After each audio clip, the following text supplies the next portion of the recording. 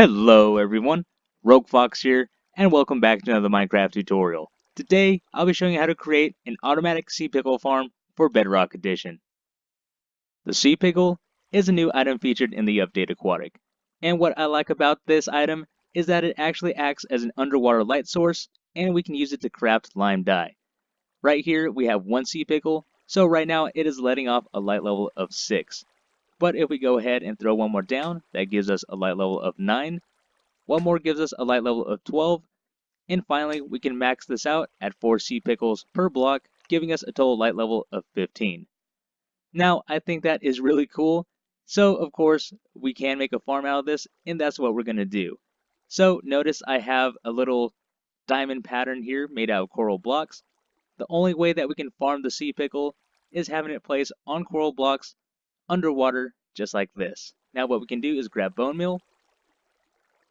So notice I'm spamming the bone meal right now, and no matter how many times I spam it, it is only growing within that diamond pattern within the 5x5 area. So as you can see, we are getting a ton of sea pickles here, so you can tell this farm is going to be very productive. With that being said, let's go ahead and jump into our tutorial. Now that you've seen how the mechanics of the sea pickle work when it's being bone mealed, we are going to automate that process. So to take a look at this farm, what we're going to do is flip this lever right here, and in this dispenser we have bone meal, and as you can see it is doing the bone mealing for us. So all the sea pickles are generating, the water source is spreading out to the corners, so it is being thrown out to the sides and is dropping down into the hoppers below. So that's how this farm is going to function. Now for this build, what you'll need is a 7x7 area with one block off to one side just for the redstone, and here are all the supplies you'll need for today's build. There you go. Now if you want to pause the video, go ahead and do that, grab those supplies, and then we'll jump right into the build. The beginning is the trickiest part, and that's because if any of our coral blocks are exposed to air blocks, it will quickly drought and die, just as you see there. Obviously we don't want that, so what we need to do is strategically place in our foundation, and with the steps I provide, I think I found a way to do that. So let's go ahead and jump into our foundation. What we want to do first is set up our diamond pattern on the ground. So to do that, we want to come one block in right here, place a block down, and then we want to create a 3x3 area, just like this.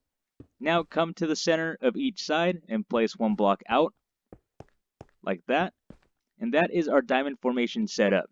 Now we need to come one block up and create our perimeter. As I said, if there's any exposure to air blocks whatsoever, our kelp will dry out and die. So we definitely don't want that. So we need this perimeter here. Come all the way around, and I will knock out the excess blocks because we don't need them. So we have that set. Knock out these blocks here. And there we go. There is our diamond pattern set up. Now let's go ahead and place in our collection system. Setting up the collection system is very easy. All we need to do is grab our chest and come to these corners here and place chests down in each corner. And after we do that, what we want to do is grab our hopper and crouch place our hoppers into the top of each chest. And we come back to the other side. Hopper. Hopper. There we go. That is all finished. Now what we want to do is create the perimeter that's going to contain our water. So to do that, grab your glass blocks. Start right here on this block and just start making a perimeter around. Now I am going to knock out the corners. It's up to you if you want to do that. Come around here.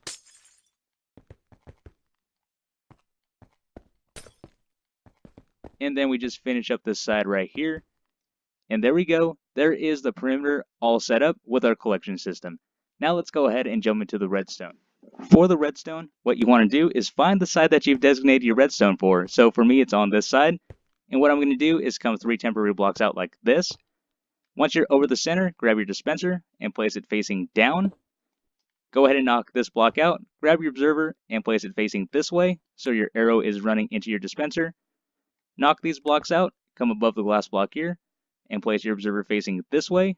So the faces should be facing each other like that. Now go ahead and place 2 more temporary blocks right here. Knock this out. Sticky piston right here. We can knock that out. And then place down your lever. And there we go. We've created our redstone clock. So if we flip it, we have a redstone clock going right there. And to shut it off, all we need to do is flip it again. Now that that is finished, let's go ahead and place in our filter for our bone meal. So to do that, let's go ahead and run a hopper into the side of the dispenser here with a chest.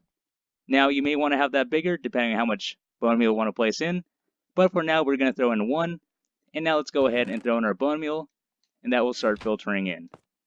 Now that the redstone is all set up, let's go ahead and place in our coral blocks. It's finally time to place in our coral blocks and our sea pickle. So what we want to do is place a block down right in the center, get your water bucket, place it right on top and let that overflow. Now I must mention the water mechanics can be a little bit funky, but the safest thing I found is just to surround the center block here, and you kind of have to feel it out. Wherever you see the water spilling over, that's where we want to place our coral blocks.